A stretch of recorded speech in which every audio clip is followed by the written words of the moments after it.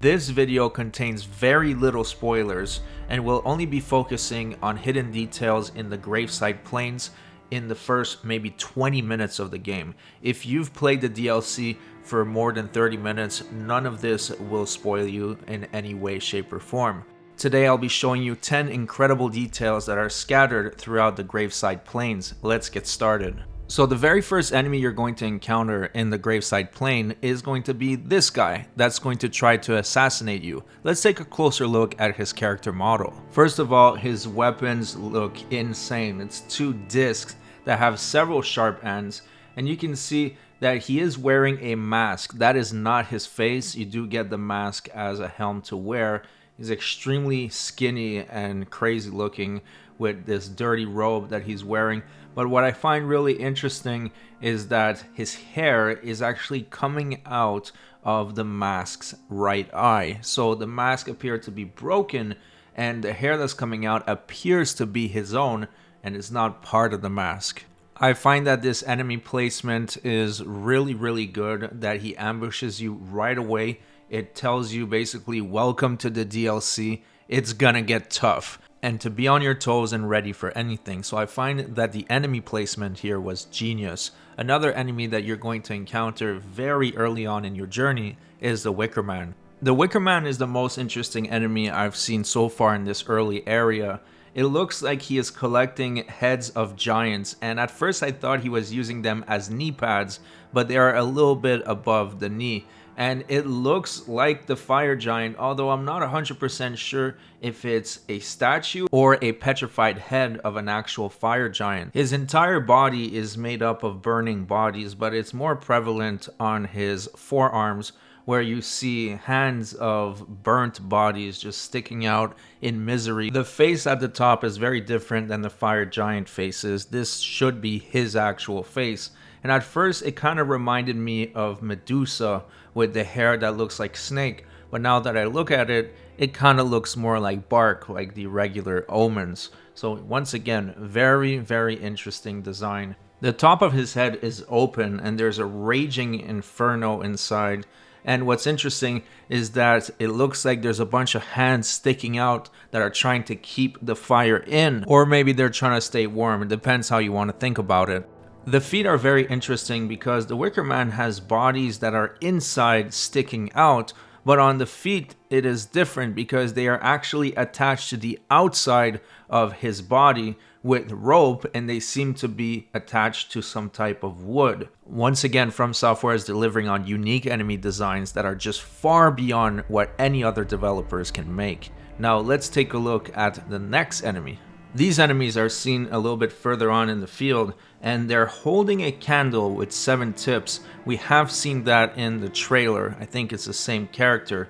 And they're also wielding a golden knife. Now they're not too hard to kill, but the design is really creepy, because unlike the first enemy that ambushes you, these guys are not wearing a mask, and that's their actual head. Extremely deformed, look like it's made out of bark and horns. Very disturbing enemy.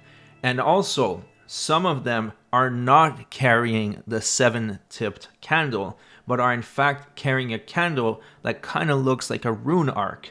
Now, I don't know if there's any significance to that. I'm not that far in the story yet, but let me know what you think about that in the comment section. Another type of enemy that is eagerly awaiting to ambush you are these birds that have this stone armor. Now, these guys don't move unless you get close. They're just waiting patiently. And from what I can see, there is no holes for the eyes to see. So from my understanding, they could be blind, but still they're fierce hunters. These enemies are just a reminder that once again, in the Lands of Shadow, you are never safe. I also found a statue of one of them in the field, and I'm not too sure what it means in terms of lore. Is it someone who sculpted a statue of it, or is it simply a bird that got petrified and turned to stone? Next, we have these depressed spirit characters who are having a full-blown depression as they're covering their faces. One of them is looking at the floor. One of them has golden eyes. I don't know if it's a random thing or if in every single game this specific enemy will have the golden eyes. I think Miyazaki put these enemies here to represent how we felt waiting for the DLC for over 2 years. Another interesting thing is this tree with hanging corpses. Now, from the ground, you cannot see this, but when you zoom in, you can see that all the corpses are also blindfolded. So not only did they die, but they died while not being able to see anything.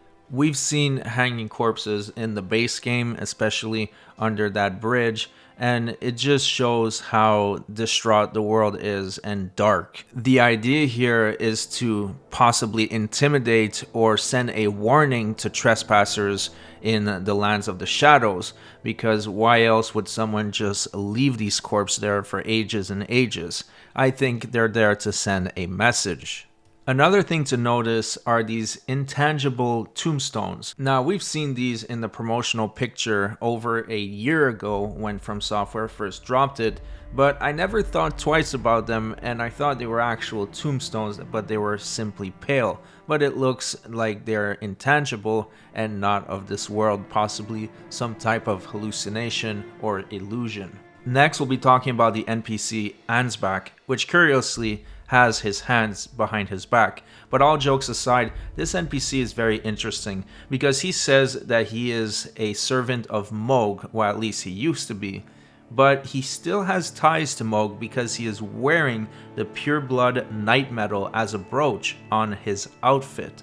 So maybe his loyalty to Moog is still there even after Moog is quite obviously dead by our hands. So this character is very interesting to me, and I wonder what are his motivations. He seems kind of sus at the moment. Now there's also this weirdo. This guy appears to be rubbing this pot, and he's not cooking or doing anything, he's just rubbing it. So I don't know if this guy's a freak or what's going on with this pot. What's in there? Is there ashes or body parts? I have no idea, but this guy is totally obsessed with this pot to the point where he will literally just rub the lid all day, every day. So yeah, keep an eye on this guy. Another interesting point is the architecture of this area. It's very different than what we see in the base game. You have these spiraled pillars that look really cool, and I don't know what type of mythology it's inspired by, but they look amazing. Really cool design.